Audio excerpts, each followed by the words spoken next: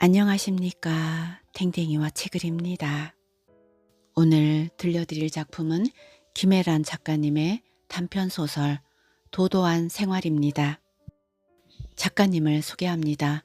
김애란 작가님은 1980년 인천에서 태어나 충청남도 서산에서 자랐으며 한국예술종합학교 연극원 극작과를 졸업했습니다. 2002년 노크하지 않는 집이 당선되어 문단에 데뷔했습니다. 지은 책으로는 소설집 달려라 아비, 비행운, 장편소설 두근두근 내 인생 등이 있습니다. 도도한 생활에서는 도도한 생활과는 거리가 먼 남루한 반지하방에서 사는 자매의 모습을 통해 현실의 불안함과 비애를 역설적으로 보여주고 있습니다. 이제 작품 속으로 들어가 보겠습니다. 편안하고 행복한 시간 되십시오.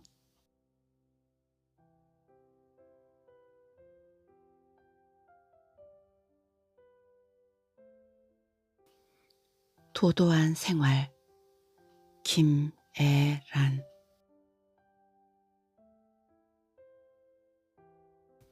학원에서 처음 배운 것은 돌을 짚는 법이었다.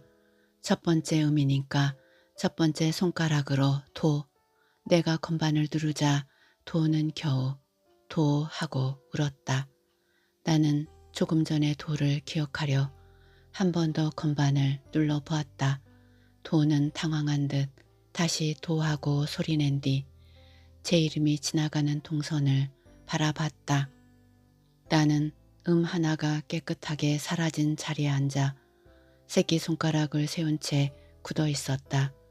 녹색 코팅지가 발린 유리벽 사이론 오후의 볕이 탁하게 들어왔고 피아노와 그것을 처음 만진 나 사이로 정적이 흘렀다. 나는 신중하게 고른 단어를 내뱉듯 작게 중얼거렸다.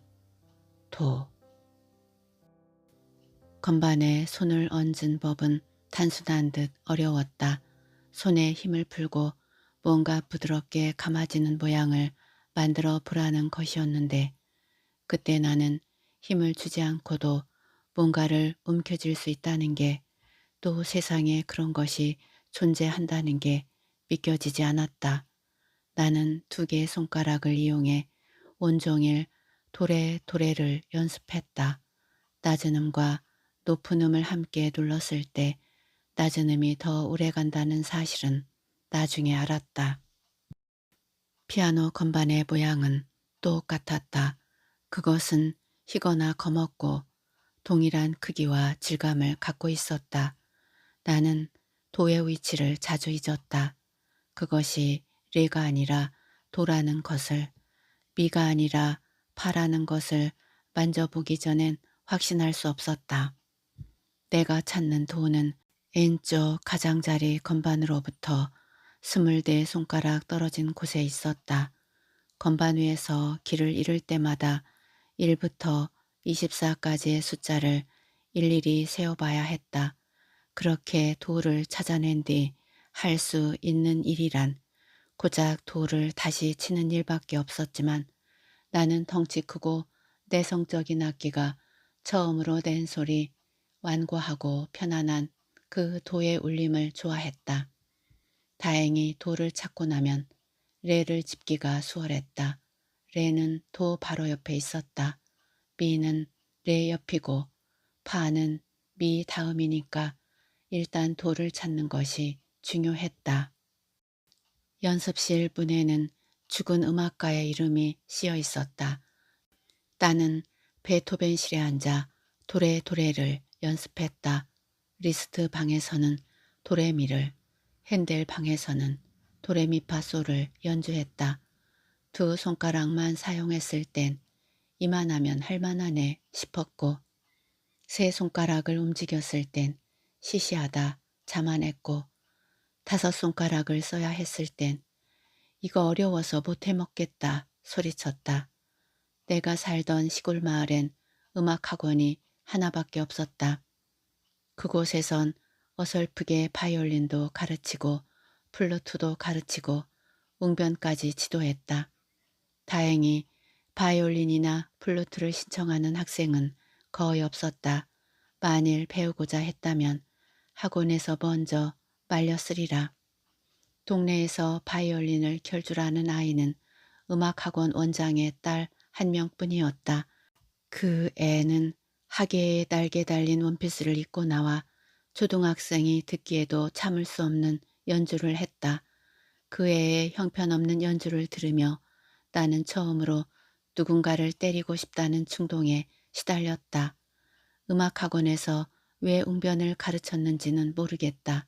웅변은 음악이 아닌데 그래도 수강생은 있는 듯 했다. 교내 웅변대회를 앞둔 학생이나 소극적인 성격 탓에 부모 손에 끌려온 아이들이었다. 연습실에서 내가 친 음이 정갈하게 사라지는 느낌을 즐기고 있을 때면 어디선가 찢어질 듯 나는 공산당이 싫어요! 라는 애침이 들려오곤 했다. 베토벤은 기가 먹어 그 소리를 못 들었겠지만 나는 두 번째로 누군가를 때리고 싶다는 욕구에 시달렸다. 어쨌든 핸델이 없는 핸델 방이었고 리스트가 없는 리스트 방이었다. 나는 그들이 누군지도 몰랐다. 연습이 지루할 때면 각 소리의 표정을 그려봤다. 레는 곁눈질하는 느낌이고 솔은 까치발 선 인상을 줬다. 미는 시치미를 잘 떼고 파는 솔보다 낫지만 쾌활한 것 같았다. 나는 다섯음에 적응해 갔다. 피아노는 건반 자체가 아닌 자기 내부의 어떤 것을 때려서 음을 만든다는 것도 이해했다. 높은 음일수록 빨리 사라진다는 것도 음마다 자기 시간을 따로 갖고 있다는 것도 말이다. 그러니 각 음이 모여 음악이 된다는 건 여러 개의 시간이 만나 벌어지는 어떤 일인지도 몰랐다. 문제는 라에서부터 시작됐다. 라를 만나기 전 나는 근심에 쌓여 있었다.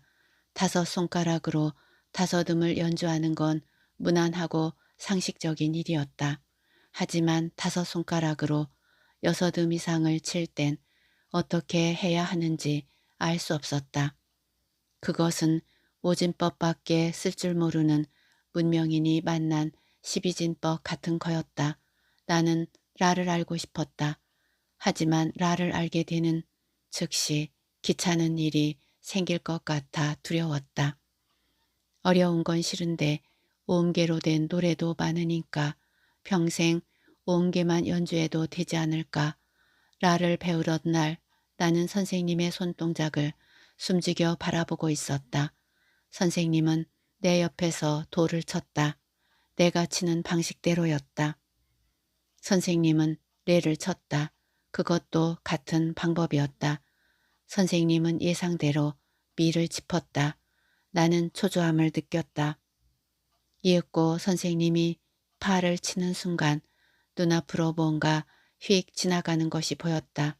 그것은 약지로 파를 치지 않고 파 자리에 재빨리 엄지를 옮겨 놓은 뒤 두 번째 손가락으로 솔을 짚은 것이었다. 나머지 손가락들이 자연스럽게 라와 시를 건드렸다. 도레미파솔라시도 완전한 치름개였다. 나는 선생님의 손놀림을 보며 감탄한 듯 중얼거렸다. 이제 음악이 뭔지 알 것 같다고. 만두집을 했던 엄마가 어떻게 피아노를 가르칠 생각을 했는지 알 수 없다. 욕심이거나 뭔가 강요하려 한 것은 아니었다. 엄마는 배움이 짧았고 자신의 교육적 선택에 늘 자신감을 갖지 못했다. 다만 그때 엄마는 어떤 보통의 기준들을 따라가고 있었으리라. 놀이공원에 가고 엑스포에 가는 것처럼 어느 시기에는 어떠어떠한 것을 해야 한다는 풍문들을 말이다. 돌이켜보면 어릴 때 엑스포에 가고 박물관에 간 것이 그렇게 재미있었던 것 같지는 않다. 하지만 나를 엑스포에 보내주고 놀이공원에 함께 가준 엄마에게 고마운 마음이 든다. 누구나 겪는 평범한 유년의 프로그램 중 하나였을 뿐이지만 무지한 눈으로 시대의 풍문들의 고개를 끄덕였을 김밥을 싸고 관광버스에 올랐을 엄마의 피로한 얼굴이 떠오르는 까닭이다. 이따금 내가 해전목마 위에서 비명을 지르는 동안 한 손으로 얼굴을 가린 채 벤치에 누워있던 엄마의 모습이 떠오르곤 한다. 신을 벗고 짧은 잠을 청하던 엄마의 얼굴은 도처럼 낮고 고요했던가 그렇지 않았던가. 엄마를 따라 하느라 피아노 의자 위에 누워있던 나를 보고 선생님은 라처럼 놀랐던가 그렇지 않았던가. 일과 중 가장 중요한 일이 엄마 100원만인 줄 알았던 때이긴 했지만 나는 핸델이 없는 핸델의 방에서 음악을 했고 엄마는 베토벤같이 풀린 파마머리를 한 채 기머거리처럼 만두를 빚었다. 마침 동네에 음악학원이 생겼고 엄마의 만두가 불티나게 팔리던 시절이라 가능했던 일인지도 모른다. 엄마는 내게 피아노를 사줬다. 읍내에서부터 먼지길을 달려온 파란 트럭이 집 앞에 섰을 때 엄마가 무척 기뻐했던 기억이 난다. 세탁기도 냉장고도 아닌 피아노라니 어쩐지 우리 삶의 질이 한 뼘쯤 세련돼진 것 같았다. 피아노는 노릇한 원목으로 돼 학원에 있는 어떤 것보다 좋아 보였다. 원목 위에 양각된 우아한 넝쿨무늬, 은은한 광택의 금속 페달, 건반 위에 깔린 레드카펫은 또 얼마나 선정적인 빛깔이던지 그것은 우리 집에 있는 가재들과 때깔부터 달랐다.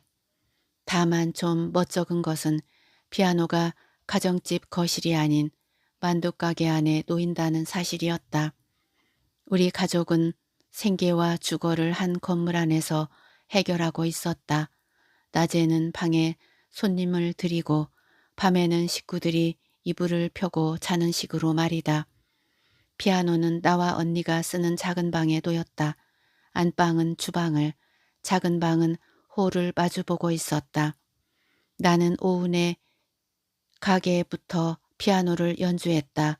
울림폭을 크게 해주는 오른쪽 페달을 밟고 멋을 부려 소녀의 기도나 아드린느를 위한 발라드와 같은 곡을 말이다.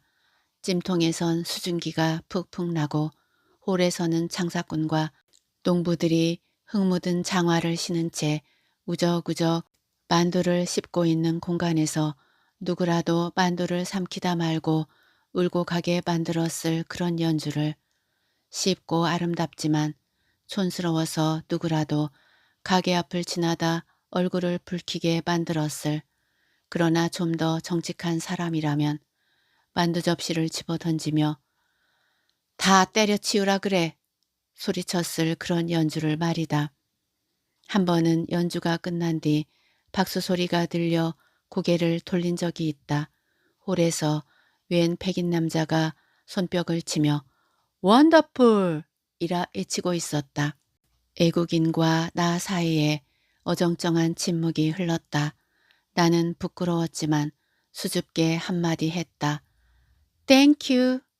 집안에선 밀가루 입자가 햇빛을 받으며 분분히 날렸고 건반을 짚은 손가락 아래론 지문이 하얗게 묻어났다. 학원은 2년 정도 다녔다. 그 사이 나는 바이엘 2권을 떼고 체르니와 한홍에 입문했다.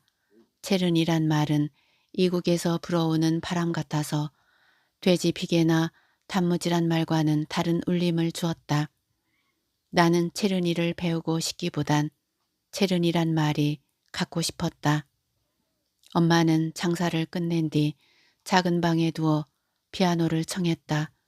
나는 엄마의 발 박자에 맞춰 따옥이나 오빠 생각을 연주했다.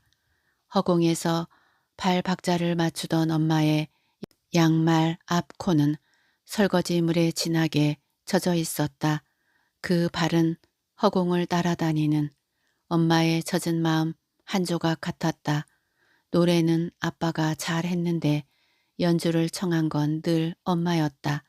아빠는 배달 일을 하고 있었다.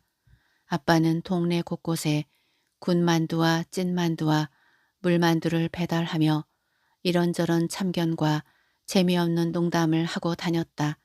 가게가 한창 바쁠 때 사라지는 일도 적지 않았는데 그때마다 아빠는 배달 간 곳에 노름판에 끼어 있거나 구멍가게 앞에서 인형 뽑기를 하고 있었다.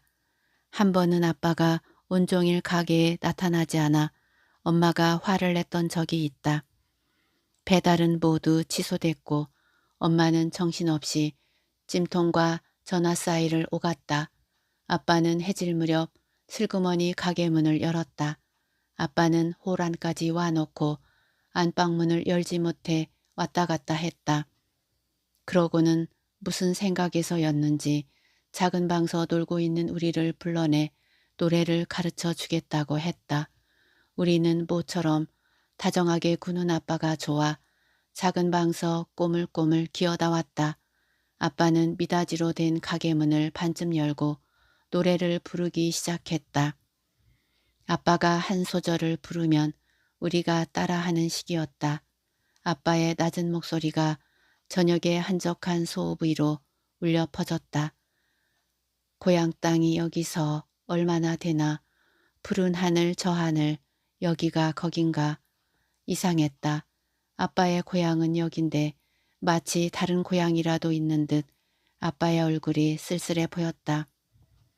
아카시아 흰꽃이 바람에 날리면 문 밖으로 빠끔 나온 세 개의 머리통이 같은 노래를 부르는 동안 안방에선 아무 기척도 나지 않았다. 엄마는 자신의 불운이 오래전 노래 잘하는 남자를 좋아하게 된 바로 그때부터 시작됐다 생각하고 있는지 몰랐다. 어쨌든 나는 9살이었고 내겐 연주를 할 시간보다 말썽을 피울 시간이 많았다. 와장창 유리 깨지는 소리가 나거나 언니의 비명이 들릴 때마다 엄마는 만두피를 빗다 말고 잽싸게 달려와 우리를 두들겨 팬 뒤 다시 쏜살같이 달려가 만두를 쪘다. 엄마는 늘 바빴다. 애들은 빨리 때려서 빨리 키워야 했고 만두는 그보다 더 빨리 쪄내야 했다. 엄마의 만두 방망이가 내 몸을 때릴 때마다 사방에선 풀썩풀썩 밀가루 먼지가 피어났다. 나는 음악을 좀 알았지만 매 앞에선 여전히 입을 벌린 채 으앙하고 울었다. 한 번은 피아노 악보 받침대가 부러져 방망이 대신 그걸로 맞은 적이 있다. 나는 좀 컸다고 으앙하고 울지 않고 훌쩍훌쩍 울어댔다. 악기가 무섭게 보인 것은 그때가 처음이었다. 학원에는 피아노를 잘 치는 애들이 많았고 못 치는 애들은 그보다 더 많았다.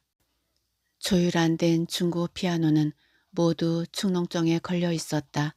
액자 속 베토벤과 모차르트는 초등학생들이 만들어내는 소음 속에서 지루하기 짝이 없는 표정으로 앉아 있었다. 아이들은 산만했고 선생들의 태도는 형식적이었지만 나는 피아노를 배우는 게 재미있었다. 손가락 관절 아래서 돋아나는 음의 운동도 즐거웠고 내 속에 어떤 것이 출렁여 그리운 마음이 드는 것도 좋았다. 이상한 것은 그런데도 잘 치고 싶다는 생각이 안 들었다는 거다. 나는 피아노를 적당히 치고 싶었다. 그리고 꼭 그 때문은 아니지만 엄마가 피아노 할부금을 다 부었을 즈음 음악학원을 그만두었다. 실증이 난 것이 아니라 그만하면 좋겠던 것이다. 만족의 수위가 낮았던 걸 보니 분명 재능도 없었던 것 같다. 만두소를 먹고 자란 내 전망울은 어여쁘게 부풀어 올라 온몸에 이상한 메시지를 송신했다. 나는 75A 브레지어를 차고 중학교에 올라갔다. 피아노는 예전만큼 자주 치지 않았다. 나는 더 좋은 것도 나쁠 것도 없는 수준 안에서 고만고만한 악보를 사다 유행가를 연주했다. 드라마 주제곡이나 가요 프로그램에서 1위를 하던 노래들이었다. 피아노를 칠 때면 페달을 밟고 음을 과장하는 법을 잊지 않았다. 그 왕왕거림안에는 뭔가 환상적인 느낌이 주는 슬픔, 더 이상 가볼 수 없는 체르니 세계 너머에 대한 미련과 향수가 어려 있었다. 나는 더 이상 사교육을 받지 않은 채 고등학교에 들어갔다. 내가 진로에 대해 물으면 엄마와 아빠는 서로 빤히 쳐다보다 뭔가 잘못한 것 같은 표정을 지어 보이곤 했다. 우리는 그저 당시의 소문들을 믿어보는 수밖에 없었다. 이과가 취직이 잘 된다더라. 여자 직업으로는 선생님이 좋다더라. 서울 삼류에 가느니 지방 국립이 낫다더라와 같은 그런 말을 들을 때마다 나는 정말 중요한 정보인 듯 심각한 표정을 짓다가 금방 잊어버리곤 했다. 불규칙한 내신 등급과 달리 내 브래지어 후크는 꾸준히 한 칸씩 늘어갔다. 피아노는 가게 구석에서 먼지를 뒤집어 쓴 채 잊혀갔고 나는 더 이상 피아노를 치지 않았다. 그리고 한참의 시간이 지난 어느 날 이불을 이고 집을 떠나온 이후 주머니에 손을 찔러 넣고 복자기는 사람들 사이를 걷다. 그런 생각이 들었다.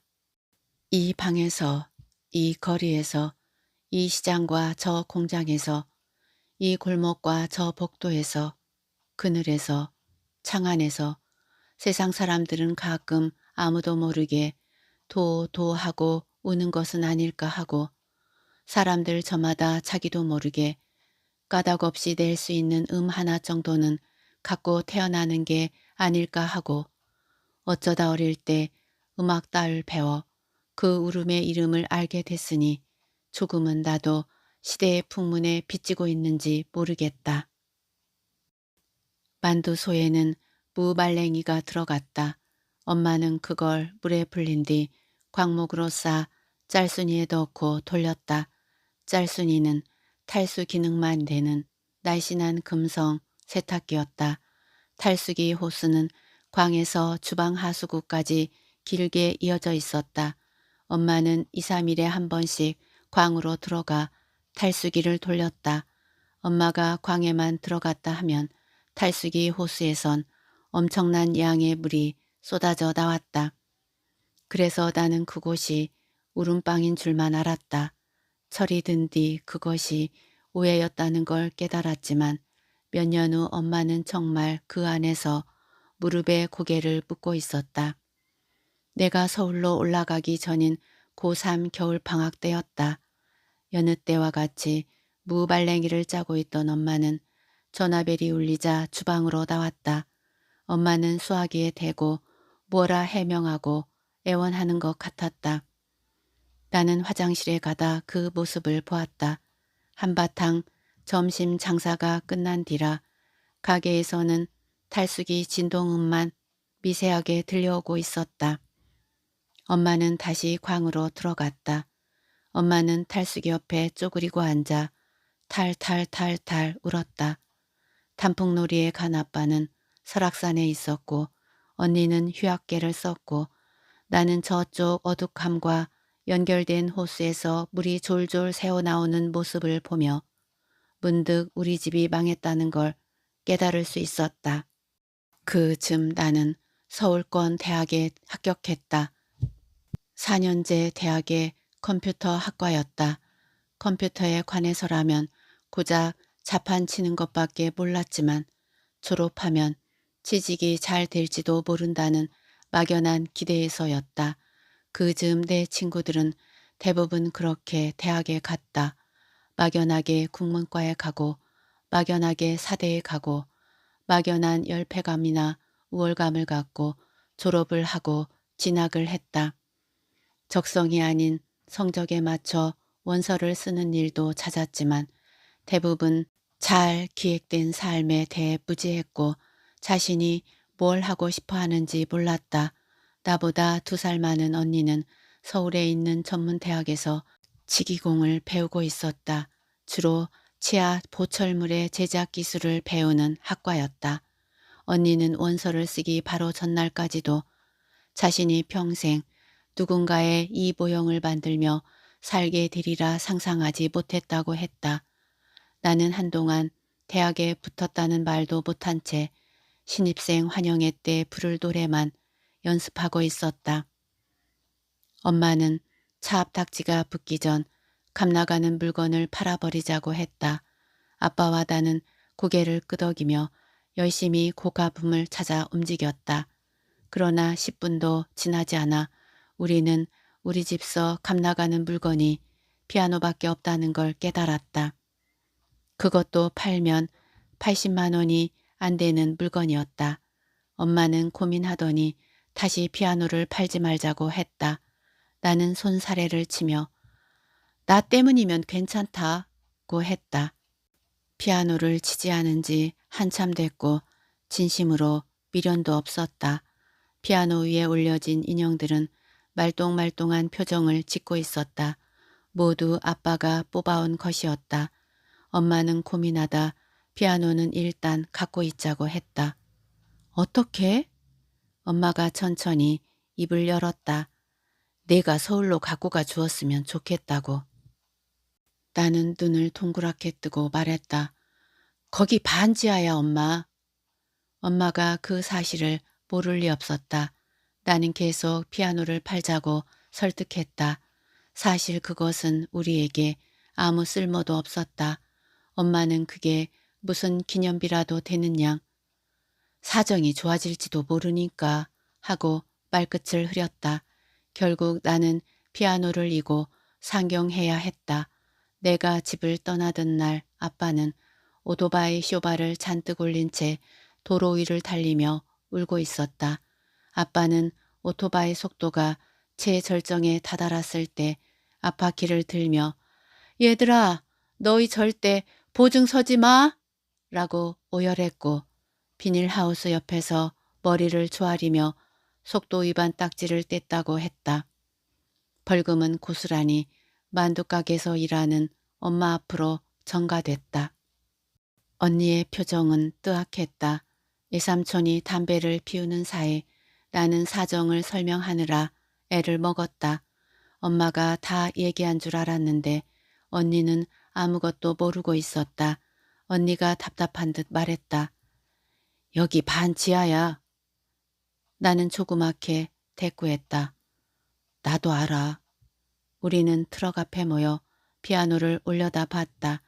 그것은 몰락한 러시아 귀족처럼 끝까지 체면을 차리며 우아하고 담담하게 서 있었다. 이삼촌의 트럭은 길 한가운데를 막고 있었다. 우리는 서둘러 목 장갑을 꼈다. 이삼촌이 피아노의 한쪽 끝을 언니와 내가 반대쪽을 잡았다. 이삼촌이 신호를 보냈다. 나는 깊은 숨을 쉰 뒤 피아노를 번쩍 들어 올렸다. 1980년대 산 피아노가 잠시 세기말 도시의 하늘 위로 비상했다. 그 모습이 꽤 아름다워 하마터면 탄성을 지를 뻔했다. 우리는 한 걸음씩 이동했다. 다리가 후들거리고 진땀이 났다. 사람들이 우리를 흘낏거렸다. 뒤에서 승용차 한 대가 비켜달라는 듯 경적을 울려댔다. 곧 건물 2층에 사는 집주인이 체육복 차림으로 내려왔다. 동글동글한 체구에 아침 체조를 빼먹지 않을 것 같이 생긴 50대 중반의 사내였다. 그는 집 앞에서 벌어진 풍경이 믿기지 않는다는 듯 아연한 표정으로 서 있었다. 나는 피아노를 든 채 어색하게 웃으며 목례했다. 언니 역시 눈치껏 사내에게 인사했다. 좁고 가파른 계단 아래로 피아노가 천천히 머리를 디밀고 있었다. 세탁기도 냉장고도 아닌 피아노라니 우리 삶이 새 뼘쯤 민망해지는 기분이었다. 갑자기 쿵 하는 소리가 났다. 이삼촌이 피아노를 놓친 모양이었다. 우당탕탕 피아노가 계단을 미끄러져 나갔다. 언니와 나는 다급하게 피아노 다리를 붙잡았다. 윙 하는 공명감 사이로 악기 속 여러 개의 시간이 뭉개지는 소리가 났다. 피아노 넝쿨무늬가 고장난 스프링처럼 흔들리고 있는 모습이 보였다. 충격 때문에 몸에서 떨어져 나간 모양이었다. 그제야 나는 내가 오랫동안 양각된 거라 믿어온 문양이 사실은 본드로 붙여져 있던 것이라는 걸 깨달았다. 우리는 이삼촌의 안색을 살폈다. 이삼촌은 괜찮다는 신호를 보낸 뒤 다시 계단을 내려갔다. 나는 이삼촌의 부상이나 피아노의 상태가 걱정되지 않았다. 그보다는 쿵 소리, 내가 처음 도착한 도시에 울려 퍼지는 그 사실적이고 커다랗고 노골적인 소리에 얼굴이 붉어졌다. 집주인은 어이없고 못마땅하다는 표정으로 언니와 나와 피아노와 이삼촌과 다시 피아노를 번갈아 쳐다봤다. 학생! 주인 남자가 언니를 불렀다. 언니는 재빨리 계단을 올라갔다. 출구 쪽 네모난 햇살 아래 뭔가 열심히 설명하고 있는 언니의 모습이 보였다. 언니는 승용차 운전자에게도 양해를 구했다. 우리는 결국 관리비를 더 내고 피아노를 절대 치지 않겠다는 조건으로 집주인을 돌려보냈다. 집주인은 돌아서며 한마디 했는데 치지도 않을 피아노는 왜 갖고 있느냐는 거였다. 그날 저녁으로 만두를 먹었다. 엄마가 아이스박스에 넣어 보내준 거였다. 김이 무럭나는 만두를 식도로 밀어넘기며 언니는 새삼 몸이 진정되는 기분이라고 말했다. 언니는 만두를 삼킬 때마다 엄마를 삼키는 기분이 든다고 했다. 나는 두 손으로 왕만두를 갈랐다. 당면과 부추, 두부, 돼지고기로 채워진 속살이 복죽처럼 튀어나오며 뿌연 김을 내뿜었다. 문득 20회를 넘긴 언니와 나의 육체는 엄마가 팔아온 수천 개의 만두로 빚어진 게 아닐까 하는 생각이 들었다. 그런데 아빠 왜 그랬대? 언니가 사이다를 들이키며 물었다. 나는 대충 아는 대로 설명했다. 아빠의 친구가 고기 뷔페를 차린다고 대출을 받으면서 보증을 부탁했다. 몇 해 전부터 동네 애곽에 크고 작은 공장이 들어섰는데 아빠 친구는 그 사람들이 여기서 한두 번만 회식해도 흑자는 문제없다고 자신했다. 그즈음 아빠의 선배도 노래방을 개업했다. 사람들이 회식을 하면 고기만 먹고 헤어지겠냐는 거였다. 아빠는 이중으로 보증을 섰다. 그런데 어느 순간 공장들이 하나둘 문을 닫았고 고기 뷔페가 망하자 노래방도 간판을 내렸다. 말하자면 보증에 보증이 도미노처럼 꼬리를 물고 무너져 만두가게 앞에서 멈춰선 것이었다. 소업 전체가 서로에게 빚을 지고 있는데 그 빚은 누구도 만져본 적 없는 유령 같은 거였다. 언니가 젓가락을 빨며 물었다. 그럼 누구 잘못이야? 나는 모른다고 했다. 다만 그것이 아주 투명한 불행처럼 느껴진다고, 실감이 안 난다고 덧붙였다. 그것은 당장 내가 내일부터 아르바이트를 하고 어마어마한 피로감을 느낀다 해도 저 너머 도미노의 끝을 상상할 수 없고 원망할 수 없는 것과 비슷한 느낌이었다. 언니, 학교는 왜 쉰 거야? 언니는 거품이 사그라져가는 사이다를 보며 말했다. 집 사정도 그렇고 이걸 계속해야 할지 알 수 없어서. 나는 이 상황에 적성을 생각하고 있는 언니에게 서운함을 느꼈다. 누군가 빨리 자리를 잡아 짐을 덜어줬으면 하는 바람이었다. 언니는 취업이 잘 된다는 말에 서둘러 원서를 쓴 게 후회된다고 말했다. 자질이나 작업 환경에 대해서는 고민하지 못했다고 학습실서 가스 폭발 사고가 난 후로 두려움이 들고 허리 디스크와 기침 때문에 고생을 한다고도 했다. 나는 좀 미안한 마음이 들었다. 학교 선배가 그러는데 요즘 계급을 나누는 건 집이나 자동차 이런 게 아니라 피부하고 치아라더라. 나는 정말? 하고 반문한 뒤 그러고 보니 그런 것도 같다고 생각했다. 그런데 좀 징그럽지 않니? 이빨이 계급을 표시한다는 게. 나는 멍하니 상품에 속아 입을 벌리고 있는 우시장을 떠올렸다. 근데 그 말을 들은 뒤부터 나도 모르게 자꾸 사람들 일을 보게 되는 거야. 전공 탓도 있지만 연예인들 치아는 모두 하얗고 가지런해서 그게 보통의 기준인 것처럼 착각하게 돼. 나는 온전히 고른 치아란 게 사실은 없지 않나 갸웃거렸다. 언니는 남자친구 얘기를 꺼냈다. 나이 차가 많이 나 연애가 끝날 때까지도 엄마는 몰랐던 사람이다. 며칠 전 그가 만취해 집에 찾아왔었다고 한다. 서로 마음이 정리되지 않아 힘들었을 텐데 언니가 현관문을 열자마자 바닥으로 고꾸라졌다고. 그래서 신을 벗기고 방으로 옮기려는데 꼼짝도 안 해. 그래서 한참 그 앞에 웅크리고 있었어. 그런데 갑자기 나도 모르게 그 사람 얼굴 위로 손을 뻗더라. 그런 뒤 입술을 벌려 내가 그 사람 일을 살펴보고 있는 거야. 일을? 응. 내가 그런 짓을 하는 게 싫고 미안하면서도 그 사람 이가 꼭 보고 싶은 거야. 나 그 사람 2년 넘게 만났는데 그렇게 자세하게 들여다본 건 처음이었어. 벌어진 입술 사이로 10개 넘는 조그만 치아가 보였어. 누르스름하고 고르지 않은 작고 오래된 이들이. 나는 언니의 얼굴을 쳐다보았다. 그런데 그렇게 쪼그려 앉아 30년간 밥 씹어온 그 사람 일을 보는 순간 이상하게 서글픈 생각이 들더라. 실망했어? 그런 게 아니야.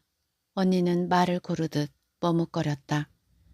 학교에서 치아 틀을 뜯어보면 사람이 참 짐승 같구나 하는 생각이 들 때가 있는데 그날은 뭐랄까 애인이 아니라 나와 가장 가까운 짐승을 안고 있는 기분이 들었어.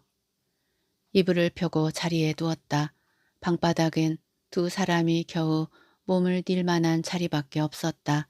피아노 위로는 헤어 드라이어와 라디오, 다리미 등 잡동사니가 올려졌다. 방 안은 무슨 중고 가게 같았다. 창밖으로 지상의 길들이 전신주처럼 길게 드리워져 있는 모습이 보였다. 그 길은 행인들의 발굽이 닿을 때마다 새가 앉았다 날아간 것처럼 가볍게 출렁였다. 문득 나의 하늘은 당신의 천장보다 낫다는 생각이 들었다. 나는 돌아누우며 언니에게 속삭였다. 어쩐지 여기 서울 같지 않아. 언니가 잠묻은 말투로 대꾸했다. 서울 다 이래. 네가 아는 서울이 몇 곳 안 되는 것뿐이야. 언니는 금세 골아떨어졌다. 나는 도시의 지하에 반드시 누워 있었다. 창 사이론 자동차 불빛이 아른거리고 피아노 그림자가 내 얼굴 위로 드리워졌다 사라졌다. 어둠 속에서 나는 이따금 내 이를 만져보다 잠이 들었다. 언니의 컴퓨터는 엄마가 대학 입학 선물로 사준 거였다.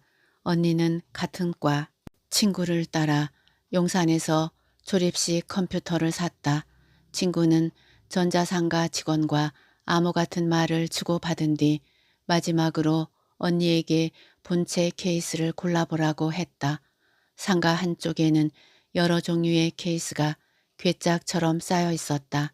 언니는 그중 하나를 수줍게 가리켰다.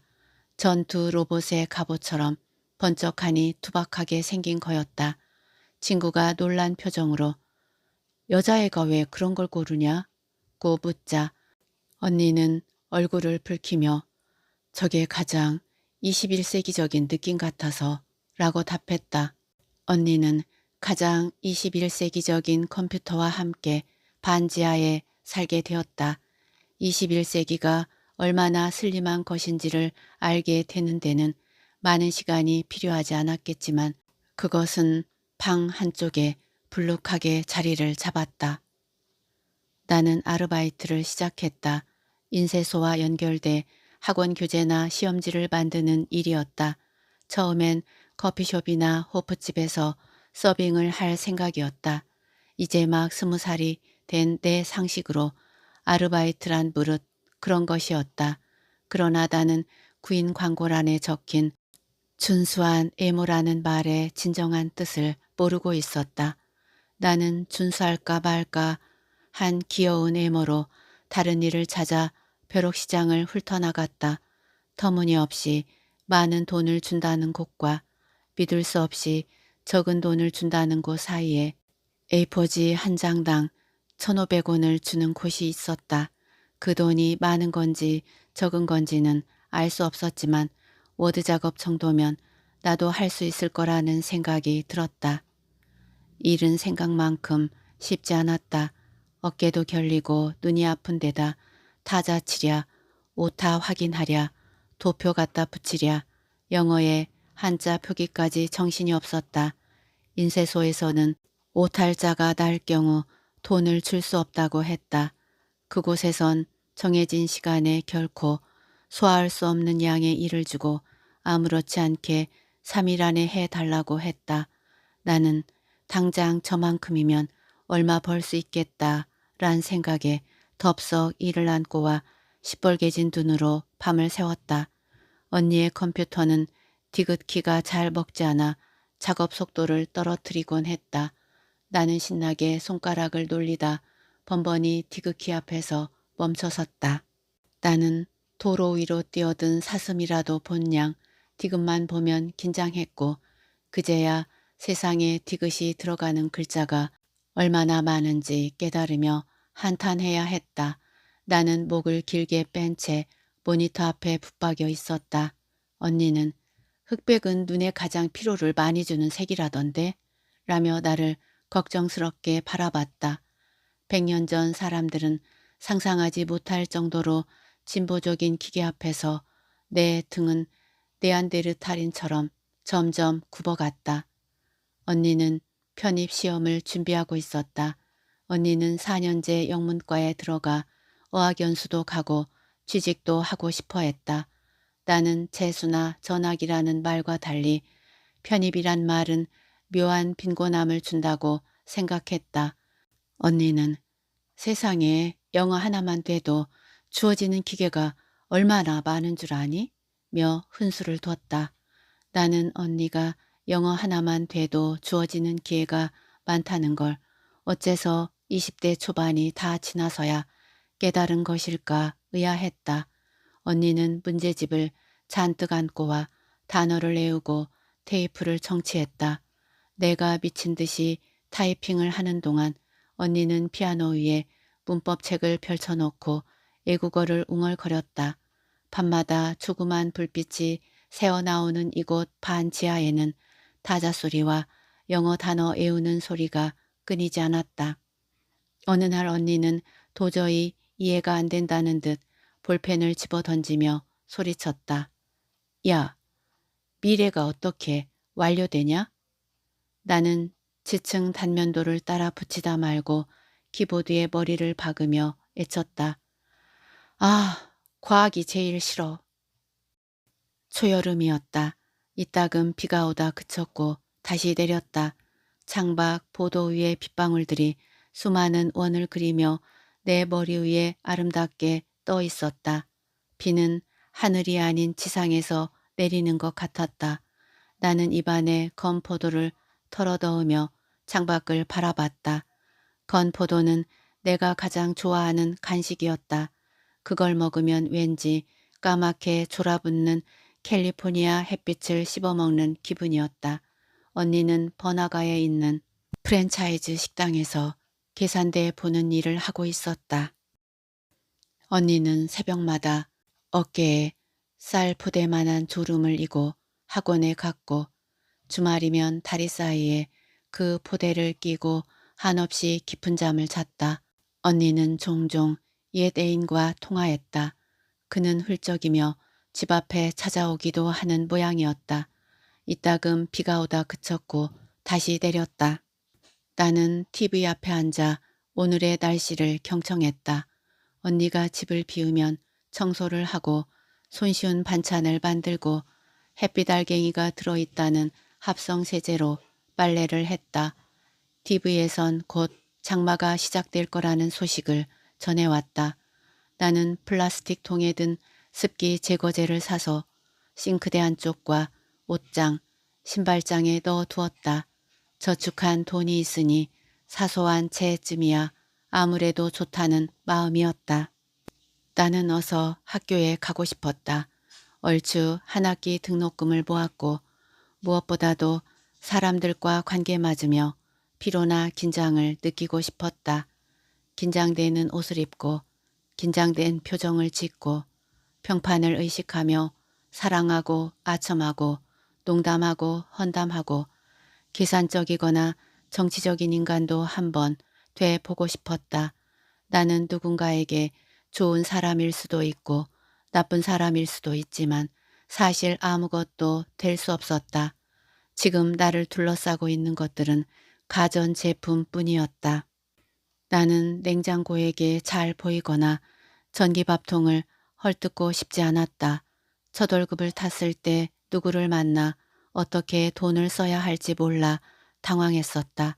이대로 아무도 모르게 아무도 모르는 일만 하다 죽을 수는 없다고 매일 어깨에 의자를 이고 등교하는 아이처럼 평생 아르바이트만 하고 살 순 없다고 생각했다. 가끔은 손가락이 나뭇가지처럼 기다랗게 자라나는 꿈을 꾸기도 했다. 나는 손가락만 지나한 인간 타자수가 되어 다음 중 맞는 답을 고르시오 라는 문장을 끊임없이 치고 있었다. 그리고 산더미만한 문제지를 들고 인쇄소에 찾아가면 그걸 전부 다더러 풀라는 것이었다. 나는 건포도를 오물거리며 가을이 얼마 남지 않았으니까 하고 안도했다. 8월에는 동대문에 옷을 사러 가야지. 화장은 언니에게 배우고 아르바이트는 반드시 집 밖에서 하는 걸로 해야겠다. 도 다음엔 내가 오는 것처럼 여름이 끝난 후 반드시 가을이 올 것 같았지만 계절은 느릿느릿 지나가고 우리의 청춘은 너무 환해서 창백해져 있었다. 방 안은 눅눅했다. 자판을 치다 주위를 둘러보면 습기 때문에 자글자글 온 공기가 미역처럼 나풀대며 날아다니는 것 같았다. 벽지 위론 하나둘 곰팡이 꽃이 피었다. 피아노 뒤의 벽은 상태가 더 심했다. 건반 하나라도 누르면 꼭 그 음의 파동만큼 날아올라 곳곳에 포자를 흩날릴 것 같은 모양이었다. 나는 피아노가 썩을까봐 걱정이었다. 몇 번 마른 걸레로 닦아봤지만 소용없었다. 우선 달력 몇 장을 찢어 피아노 뒷면에 덧대놓은 수밖에 없었다. 그러다 곧 피아노 건반을 확인해 보고 싶은 마음이 들었다. 시골에서부터 이고 온 것인데 이대로 망가지면 억울할 것 같았다. 한날 마음을 먹고 피아노 위에 앉았다. 그런 뒤 두 손으로 건반 뚜껑을 들어 올렸다. 손 안에 익숙한 무게감이 전해져 왔다. 내가 알고 있는 무게감이었다.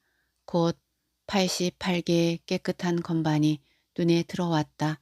악기는 악기답게 고요했다. 나는 건반 위에 손가락을 얹어 보았다.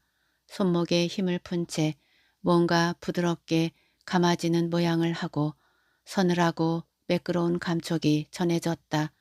조금만 힘을 주면 원하는 소리가 날 터였다. 밖에선 공사음이 들려왔다. 며칠 전부터 주인집을 보수하는 소리였다.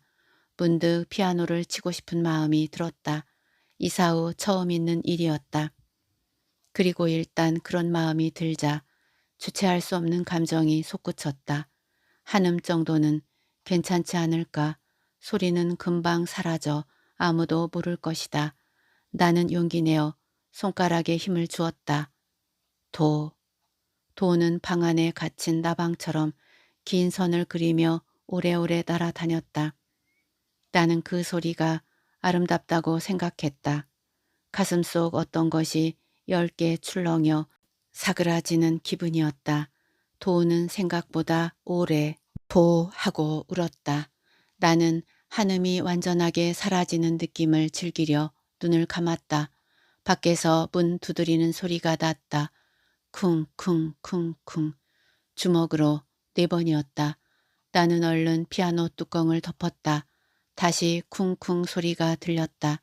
현관문을 열어보니 주인집 식구들이었다. 체육복을 입은 남자와 그의 아내 두 아이가 나란히 서 있었다. 사내 아이는 아빠와 계집 아이는 엄마와 똑 닮아 있었다.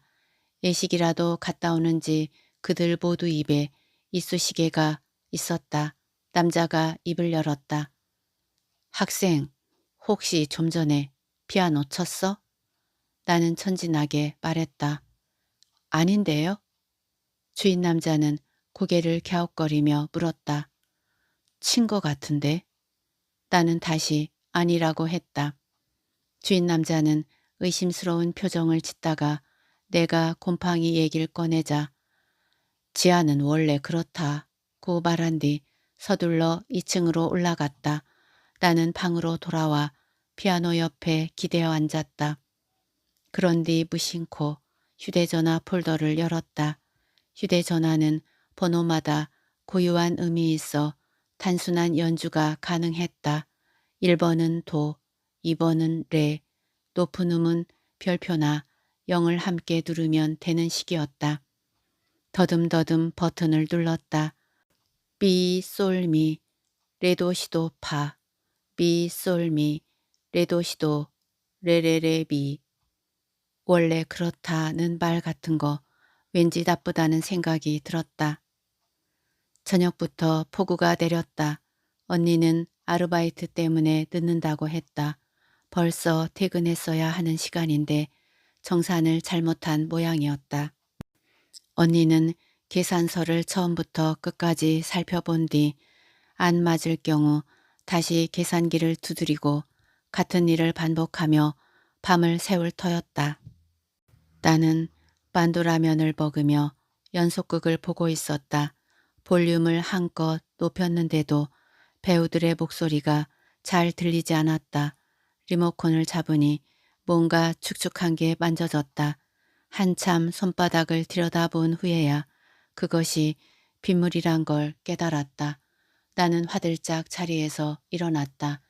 현관에서부터 물이 새고 있었다. 이물질이 잔뜩 섞인 새까만 빗물이었다. 그것은 벽지를 더럽히며 창틀 아래로 흘러내렸다. 벽면은 검은 눈물을 뚝뚝 흘리는 누군가의 얼굴 같았다. 허둥지둥 언니에게 전화를 걸었다. 언니는 한참 만에 전화를 받았다. 언니는 의외로 담담했다. 언니는 그런 적이 몇 번 있다고 걸레를 닦아내면 괜찮을 거라고 말한 뒤 바쁜 듯 전화를 끊었다. 언니가 그렇게 말해주니 섭섭하면서도 안심이 되는 기분이었다. 나는 멍하니 서 있다. 양말을 벗고 바지를 걷어올렸다. 현관 앞 신발들을 모두 신발장 안에 넣고 컴퓨터와 TV 등 가전제품의 콘센트를 뽑았다. 피아노 주위엔 마른 수건 몇 장을 단단히 둘러놓았다. 방바닥의 고인물은 걸레로 훔쳐 내면 될 일이었다. 나는 걸레로 바닥을 닦은 뒤 세숫대야에 물을 짜내고 훔쳐내는 일을 반복했다. 구정물은 화장실에 버리고 마른 수건으로 한 번 더 물기를 없앴다. 순서대로 일을 처리하다 보니 언니 말대로 별일 아닌 것처럼 느껴졌다. 조금쯤 내가 어른이 된 것 같은 기분도 들었다. 한바탕 집안을 정리하고 숨을 돌리며 허리를 폈다. 그리고 상쾌한 표정으로 주위를 둘러봤다. 조금 전 물기를 닦아낸 곳에 다시 빗물이 고여 있었다. 아까보다 더 많은 양이었다. 나는 하얗게 질려 언니에게 전화했다. 언니! 언니가 주위 눈치를 보는 듯 조그맣게 대꾸했다. 왜? 나는 울먹이며 말했다. 비와. 언니가 한숨을 쉬며 답했다. 그래, 아까도 말했잖아. 나는 아이처럼 훌쩍였다. 응, 근데 자꾸 와. 언니는 조용히 나를 타이르며 집으로 갈 테니 그때까지만 참으라고 했다. 언제 올 건데? 언니는 모르겠다고 하지만 곧 가겠다고 말만 반복했다. 나는 전화를 끊고 손등으로 눈물을 훔쳤다. 물은 발등까지 차올랐다. 빗물에서 매캐하고 비릿한 도시 냄새가 났다. 주인집에 도움을 청할까 싶었지만 너무 늦은 시간이었다. 어쨌든 다시 일을 시작해야 했다. 우선 컴퓨터 전선을 한 대 묶어 서랍장 위에 올려놓았다. 그리고 쓰레받기를 이용해 빗물을 퍼내기 시작했다. 물은 계단과 창문을 타고 자꾸자꾸 들어왔다. 안 되겠다 싶어 쓰레받기 대신 바가지를 이용했다. 내 손은 기계적으로 움직이고 있었다. 온몸에 땀인지 빗물인지 모를 것이 흘러내렸다. 밖에선 천둥 소리가 났다. 무모한 일을 하는 것 같아 힘이 빠졌지만 가만히 있을 수만도 없었다. 방에서 휴대전화 벨소리가 났다. 재빨리 달려가 폴더를 열었다. 언니야? 전화기 너머 나직한 목소리가 들려왔다. 아빠야. 나는 당황했다. 아빠가 우리에게 먼저 전화하는 경우는 드물었다. 나는 이마에 땀을 훔치며 대답했다. 어? 아빠는 내게 잘 지내느냐고 물었다. 잠시 고민하다 그렇다고 답했다. 말 주변이 없는 아빠는 통화할 때마다 늘 같은 말만 물어왔다. 다음 말은 아마 저녁 먹었냐? 쯤 될 것이다. 저녁 먹었니? 나는 그렇다고 했다. 아빠는 뜸을 들이다 뭘 먹었냐고 물었다. 나는 시시한 대꾸를 한 뒤 침묵했다. 아빠는 내게 아르바이트는 잘하고 있는지, 언니는 어떻게 지내는지, 집에는 언제 내려올 건지 물었다. 나는 어색한 듯 예의 바르게 말을 이었다. 침묵이 흘렀다. 누군가 서둘러 작별 인사를 하거나 다른 화제를 꺼내야 했다. 아빠가 먼저 입을 열었다. 돈 얘기였다. 도와달란 말은 없었지만 도와달란 말이었다. 나는 한참 동안 아빠 말을 경청했다. 얼추 내 등록금과 맞먹는 돈이었다. 나는 물에 부른 맨발을 방바닥에 비벼댔다. 그러곤 어떻게 해보겠다고 한 뒤 전화를 끊었다. 세상은 비 닿는 소리로 가득했다. 바가지를 든 채 우두커니 서 있는데 밖에서 인기척이 났다. 나는 현관으로 달려가 반갑게 소리쳤다. 언니야? 웬 그림자 하나가 쓱 나타났다. 무서운 얼굴을 한 사내였다. 나는 뒤로 자빠지며 엉덩방아를 찧었다. 손등 위로 출렁 빗물이 느껴졌다. 사내는 초점 없는 눈으로 나를 바라봤다. 나는 후들후들 떨며 누구세요? 라고 말했다. 폭우에, 부채에, 겁탈까지 당할 생각을 하니 뭐 이따위 인생이 다 있나 서러워지려는 참이었다. 사내는 나를 노려보다 신발장 옆으로 고꾸라졌다. 그러더니 신발장에 볼을 비비며 중얼거렸다. 미영아. 언니의 이름이었다. 나는 그가 언니의 예전 애인이라는 걸 알아챘다. 그는 조그만 체구에 순한 얼굴을 가지고 있었다. 자세히 보면 조금 귀염성 있는 얼굴이기도 했다. 나는 조심스럽게 사내에게 다가갔다. 그리고 손끝으로 사내의 어깨를 건드렸다. 사내는 도하고 울지 않고 음냐하고 뒤척였다. 저기요. 사내는 꼼짝하지 않았다. 나는 다시 사내를 깨웠다. 저기요. 사내는 눈을 크게 뜨더니 멍청하게 나를 바라봤다. 여기가 어딘지 내가 누군지 모르는 눈치였다. 여기 이렇게 계시면 안 돼요. 일어나세요. 사내는 빗물에 흠뻑 젖어 있었다. 사내는 고개를 끄덕이며 다시 눈을 감았다. 사내를 옮기고 싶었지만 곳곳에 물이 흘러 어떻게 해야 할지 몰랐다. 그냥 둘까? 사내가 현관 앞에 있으면 물을 퍼낼 수 없었다. 언니에게 전화를 걸까 싶었지만 눈치를 보며 쉬쉬 말하던 목소리가 떠올랐다. 곧 온다고 했으니까 오면 다 알아서 할 테니까 사내를 우선 옮겨놓는 게 좋을 것 같았다. 주위를 살폈다. 피아노 의자가 눈에 들어왔다. 저 위라면 웬만큼 물이 차지 않는 이상 안전할 것 같았다. 사내를 부축해 일으켜 세웠다. 사내는 문어처럼 흐느적거렸다. 어깨에 사내의 팔을 걸치고 한 발 한 발 자리를 옮겼다. 사내는 무너지고 쓰러지고 주저앉았다. 아저씨! 사내는 고꾸라진 뒤 차가움에 놀라 부르르 떨다 다시 코를 골았다. 저기요. 그는 음냐하고 몸을 뒤척였다. 성질이 났지만 그대로 둘 순 없었다. 물은 정강이까지 올라와 있었다. 책장 아래 칸의 책들은 빗물에 퉁퉁 불어가고 있었다.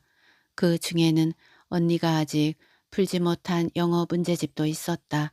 나는 가까스로 사내를 옮겨 피아노 의자 위에 누일 수 있었다. 사내는 평온한 표정을 지었다. 몸통이 기역자로 꺾여 발목은 물에 잠긴 채였다. 나는 한숨을 쉰 뒤 사내를 바라봤다. 양볼이 불구스름한 게 좀 모자라 보였다. 한참 사내의 얼굴을 보고 있자니 언니가 말한 이 얘기가 떠올랐다. 그러자 나도 사내의 일을 보고 싶다는 마음이 들었다. 신속하게 잠깐만 보면 괜찮지 않을까 하고 나는 사내의 입술을 향해 조심스럽게 손을 뻗었다. 그는 자세가 불편한지 돌아누웠다. 나는 다급히 손을 거두며 스스로를 책망했다. 새빵이 물에 잠겨 가는데 무슨 짓인가 싶었다. 빗물은 어느새 무릎까지 차 있었다. 나는 피아노가 물에 잠겨 가고 있다는 걸 깨달았다. 저대로 두다간 못쓰게 될 게 분명했다. 순간 쇼바를 잔뜩 올린 오토바이 한 대가 부르릉 가슴을 긁고 가는 기분이 들었다. 오토바이가 일으키는 흙먼지 사이로 수천 개의 만두가 공기방울처럼 떠올랐다.